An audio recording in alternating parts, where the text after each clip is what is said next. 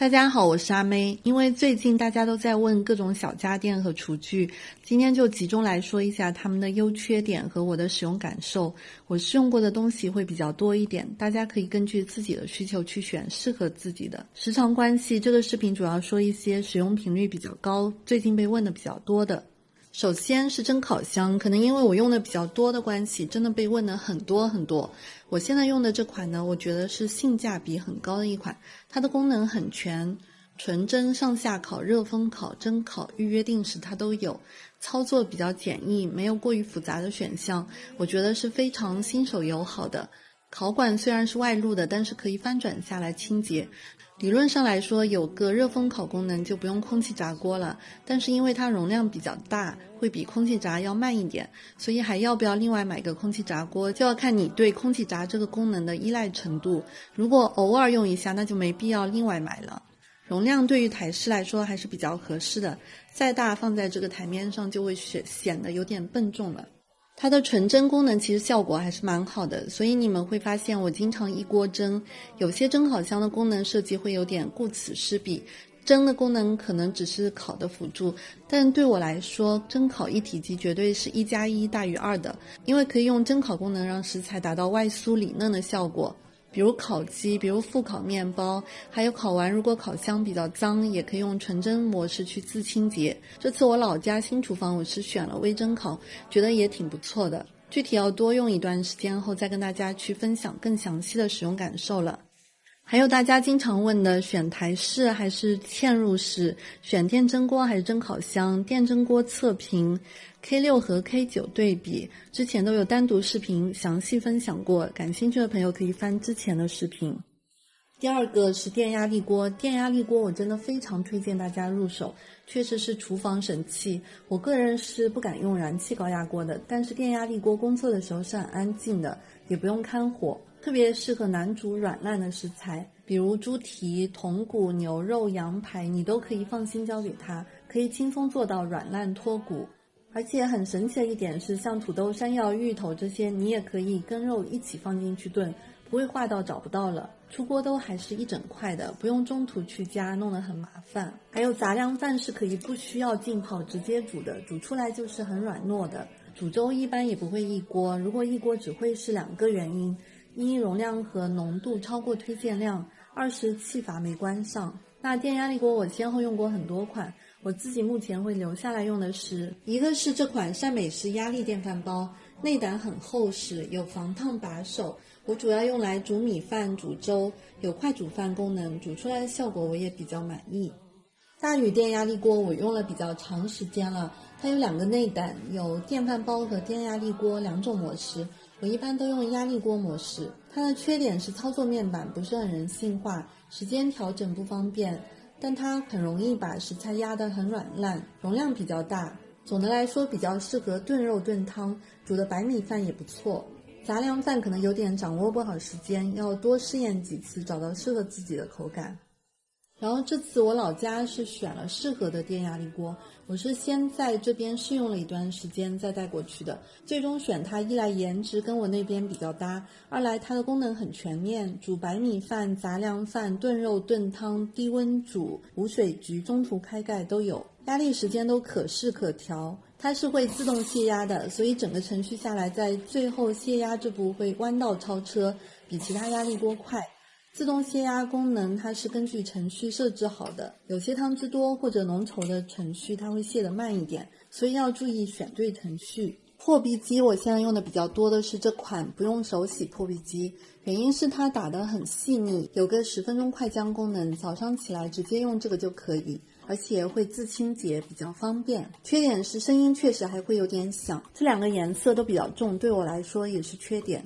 对声音比较在意的可以考虑那种带隔音罩的，之前我出过一期视频，确实带隔音罩的声音最小，但细腻程度要差一点，而且这个也有可能踩雷，像我最近就用到一款罩了和没罩差别不大的，建议大家还是多看一些靠谱的测评再入手。另外那种大容量的破壁机还是蛮重的，使用和清洗起来都挺有负担的。如果家里人口不多，对声音又不是特别敏感的话，我还是建议你们可以考虑这种小型轻巧型的破壁机，使用起来更方便。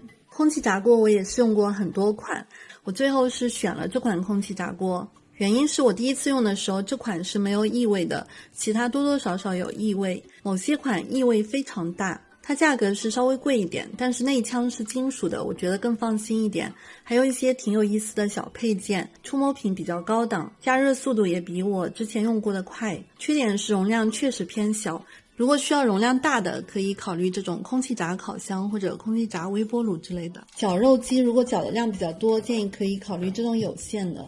有线的肯定会比无线有劲，而且这个4叶刀头3个碗又都是不锈钢的，清洁起来也比较方便。还有个配件是可以剥蒜的，量少可以考虑这种无线的，无线拿取很方便。然后这款大小杯体有4个，刀头有2个，这个讲过好几次了，就不展开了。总之量少可以考虑这个，量多或者经常要绞很多肥肉的话就这个。蒸汽锅最主要的特色是它有一个这样的气锅，它中间有个小孔，炖汤的时候不需要加一滴水，水蒸气会通过这个小孔上来，冷凝后再滴落到这个气锅里，气化成汤。这个锅里面的食材是不会沸腾的，所以汤汁会比一般锅炖出来的更清爽，水油不会混合乳化。宣传是说更健康，但是这个我也没法去验证。不过我目前收到的反馈是说这个炖出来的汤很好喝，我自己也觉得比较好喝。其他一些辅助功能可以蒸可以煮，还有一个小炖盅可以用来炖炖银耳啊、燕窝啊这种小甜品。功能键也是很简单易上手的。这个玻璃锅颜值也很高，我个人也是比较喜欢的。总体来说适合喜欢喝汤汤水水的人。真空机和真空保鲜盒，真空机适合有封口需求的人，但我有这套真空保鲜盒后，真空机就闲置了，主要是真空机拿取会有点不方便。封口后的东西每拆一次都要重新把真空机拿出来真空封口。这个无线真空泵是没有封口功能的，但是很小巧，拿取很方便，需要配合这种带自封口的袋子或者真空罐使用。这套真空盒之前也有单独视频介绍过，具体可以看之前的视频。小电煮锅我自己还是挺喜欢用的，有时候懒得开火，煮个面煮个汤都比较方便。目前用过的是这2个。这个呢便宜点，功能还挺多的，有预约定时，加热也挺快的。缺点是这些地方都是塑料的。这个呢价格高一点，但锅身锅盖都是金属的，它加热也很快，会过热自动断电保护，这点有利有弊吧。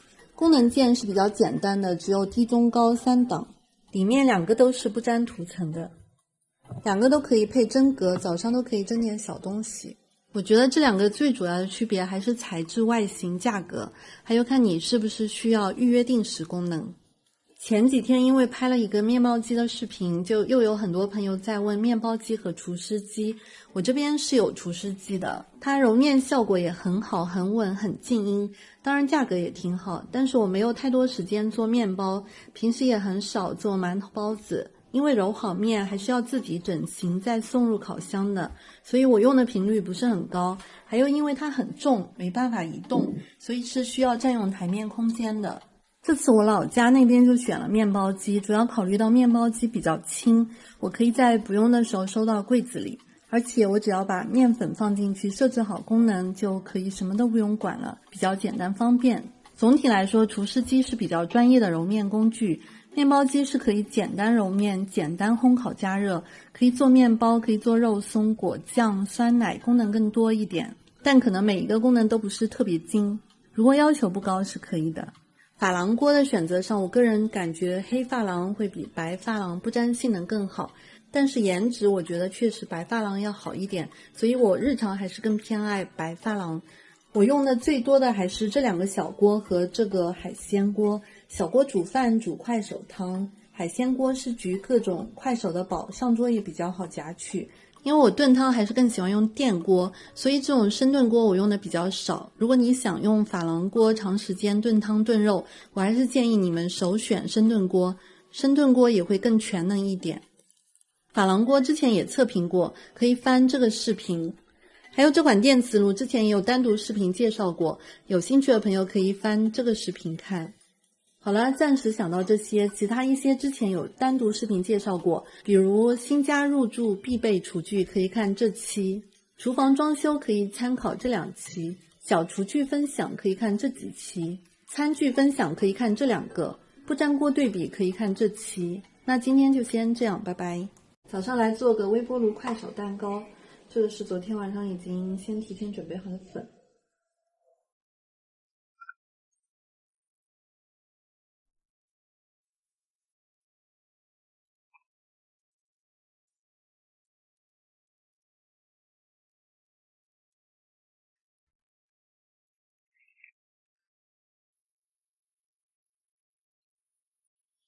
微波3分钟左右。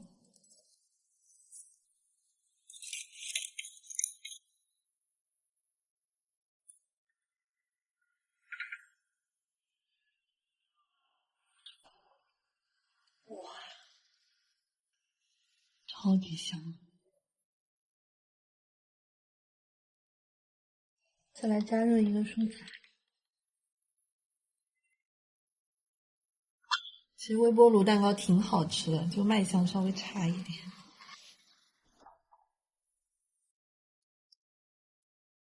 再来热2杯牛奶，选择定温加热45度，这样等一下拿出来就可以直接喝了。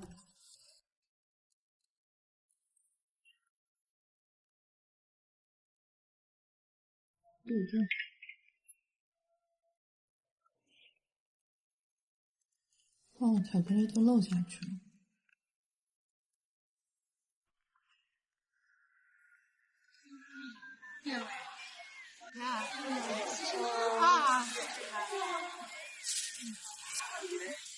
好冲啊！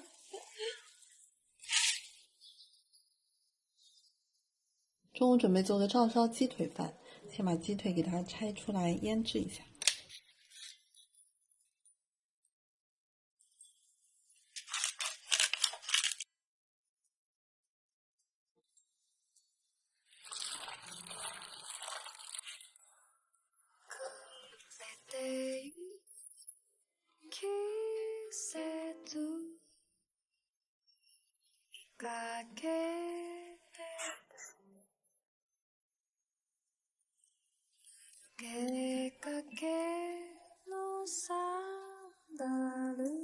中午准备用这个功能照烧鸡。好了，先预热一下。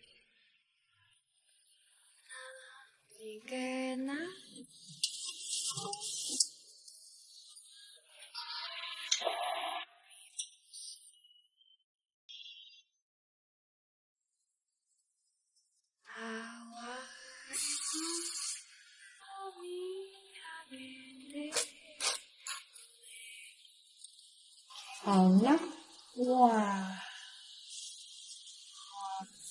看着就超级好吃哦。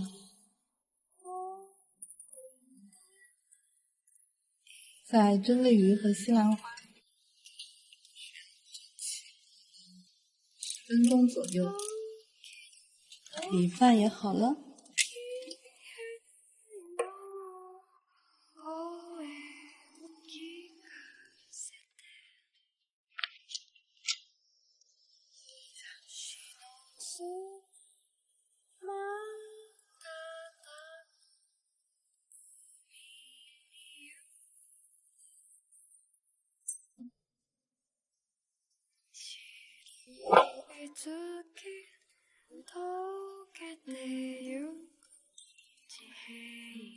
好了，吃饭啦。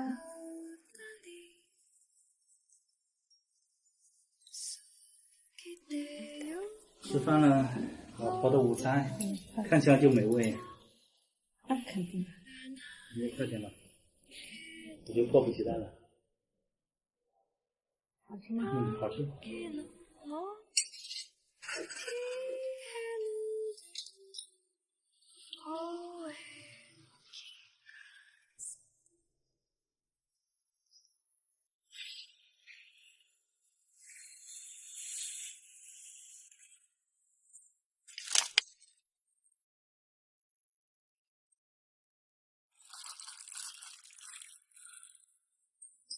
晚上来做一个炒面。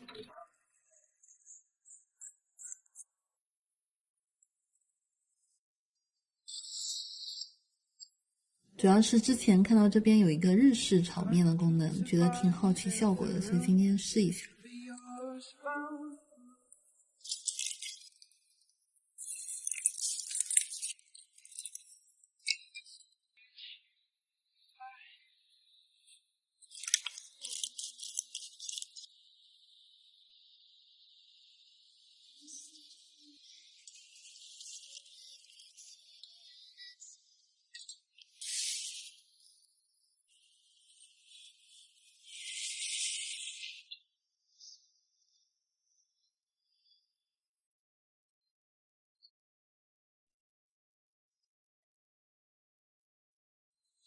哇，所以看着还蛮好吃的，要拿出来拌一下。再来烤个虾，偷偷尝一口怎么样？够不够香？味道现在不错。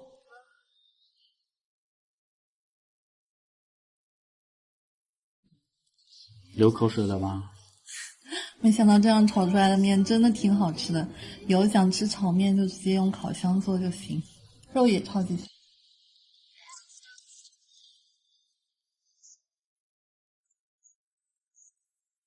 这颜色盘子稍微有一点脏，那好吃吗？好吃。真的假的？嗯。要说实话，